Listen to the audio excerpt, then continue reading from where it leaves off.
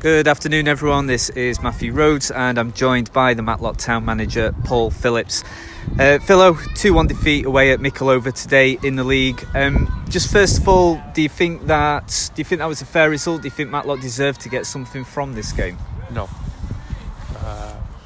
If we got something out of the game, it'd have been a bonus, because I didn't think we'd not started for 45 minutes.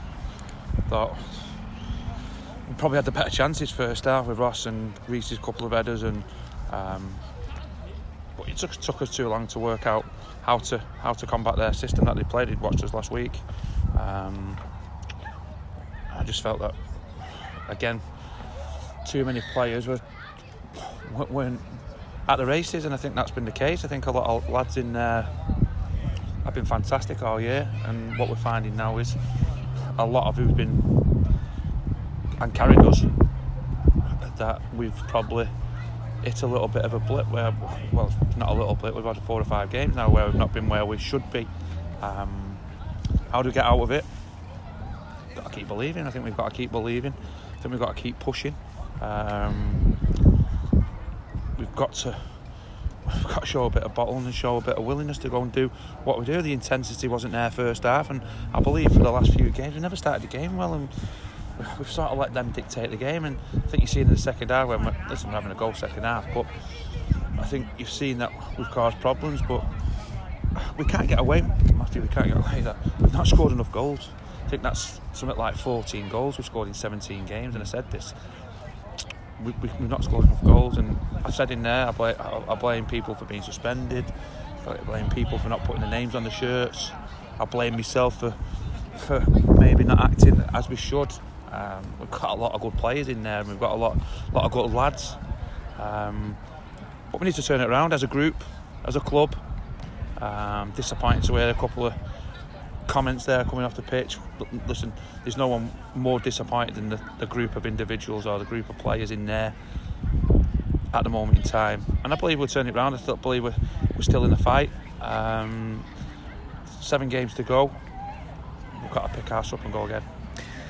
Phrase that I've heard a lot of, especially over these last few games, is to do with second balls. I know the last game against Atherton, you weren't too happy that not enough players in the team were winning those second balls. Was it another case of that happening today? No, I just think that we let them control the game for too long. As I've said, we had the better chances first half, and then you don't take them chances, you don't take games away, and the better team won on the day. For me, it was a lot better.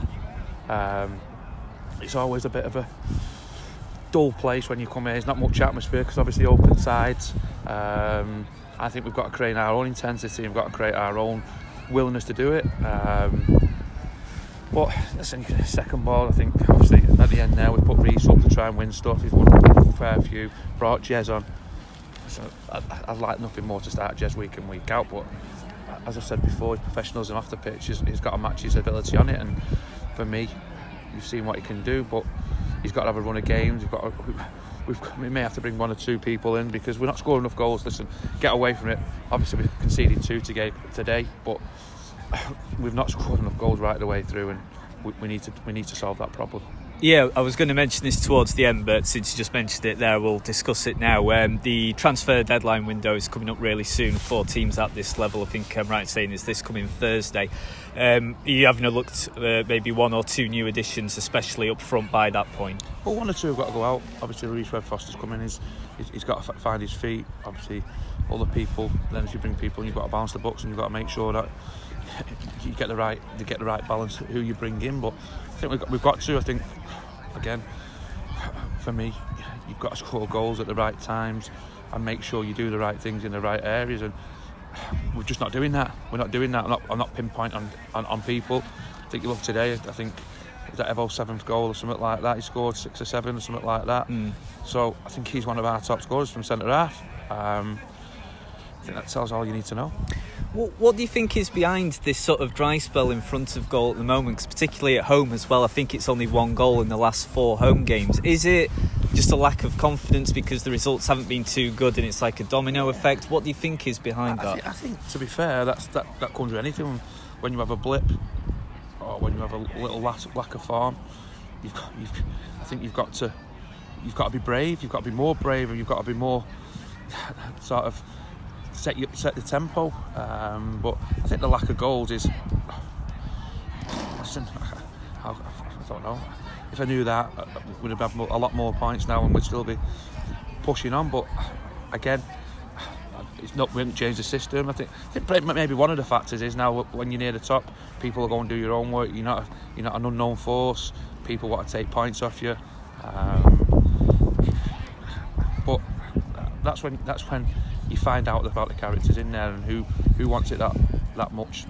Listen, we've not achieved anything. People go, we'll go again, we go again. I'm sick of hearing that because we don't go again. We've not got going now for 4 or 5 weeks, and that falls on my head as well. I picked the team. Listen, people having a go last week, you should be pinpointing players. This, that, and the other. I wanted a reaction of them players. Be all and end all is I can't keep putting my hand round and tell them how good they are when they haven't been. And I won't do that. I won't change my ways of doing that. If people don't like it, then tough luck. But for me, you've got to be braver when you're in a lean spell like this. Not just forwards. I think we've looked a bit shaky at the back for the last 2-3 games. I think we've got to go back to basics and hopefully pick ourselves up next week. Yeah, it's obviously it's not a good run of form. Obviously, everyone knows that. I think I'm right in saying it's 1 win in the last 9. Are you still confident though that with the players that you've got, if you just manage to get a win in the next game, then that will trickle in a run of good form? Are you still confident that the team can secure promotion? Yeah, I think you watch as well. Like I say, a lot of teams are beating each other, but for me, we've got to kick-start sooner rather than later. We can't rest on our laurels. We've brought a good contingent again today, and I just don't think they're getting value for money. Even at home, I don't think they're getting value for money, and it's not for want of trying.